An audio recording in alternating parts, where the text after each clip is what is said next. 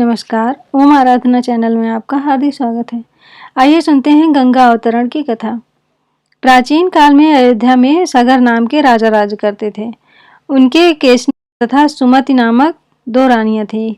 केशनी से अंशुमान नामक पुत्र हुआ था तथा सुमति के 60,000 पुत्र थे। एक बार राजा सगर ने अश्वमेध यज्ञ किया।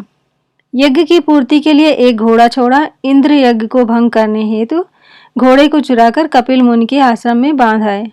राजा ने यज्ञ के घोड़े को खोजने के लिए अपने 60,000 पुत्रों को भेजा।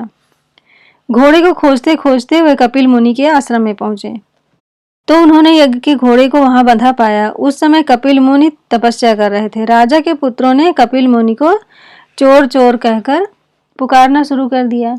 कपिल मुनि की समाधि टूट गई तथा राजा के सारे पुत्र कपिल मुनि की क्रोधाग्नि में जलकर भस्म हो गए। अंशुमान पिता की आज्ञा पाकर अपने भाइयों को खोजता हुआ जब मुनि के आश्रम में पहुंचा तो महात्मा गरुड़ ने उसके भाइयों को भस्म होने का सारा वृत्तांत कह सुनाया। गरुड़ जी ने अंशुमान को यह भी बताया कि यदि इनकी मुक्ति चाहते हो तो गंगा जी को स्वर्ग से धरती पर लाना होगा।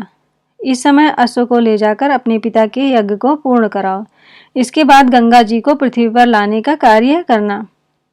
अंशुमान ने घोड़े सहित यज्ञ मंडप में पहुंचकर राजा सगर से सब वृत्तांत कह सुनाया। महाराज सगर की मृत्यु के पश्चात अंशुमान ने गंगा जी को पृथ्वी पर लाने के लिए तप किया, परंतु वह असफल रहे। इसके बाद उनके पुत्र दिलीप ने भी तपस्या की, परंतु उन्हें भी सफलता नहीं मिली।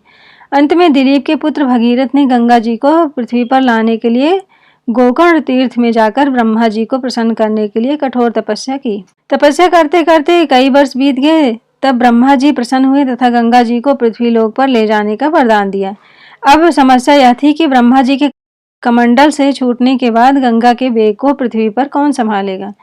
ब्रह्मा जी ने बताया कि भूलोक में भगवान शंकर के अतिरिक्त किसी में यह शक्ति नहीं है जो गंगा के वेग को संभाल सके। इसलिए उचित यह है कि गंगा का वेग संभालने के लिए भगवान शिव से प्रार्थना की जाए।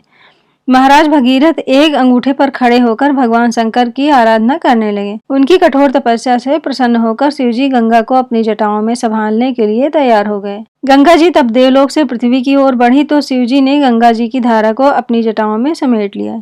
कई वर्षों तक गंगा जी को जटाओं से बाहर निकलने का मार्ग नहीं मिला।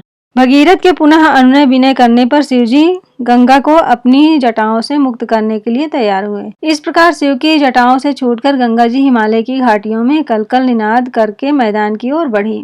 जिस रास्ते में गंगा जी जा रही थी उसी मार्ग में ऋषि जहन का आश्रम था। तपस्या में विघ्न समझकर वे गंगा जी को पी गए। भगीरथ के प्रार्थना करने पर उन्हें पुनः जांग से निकाल दिया।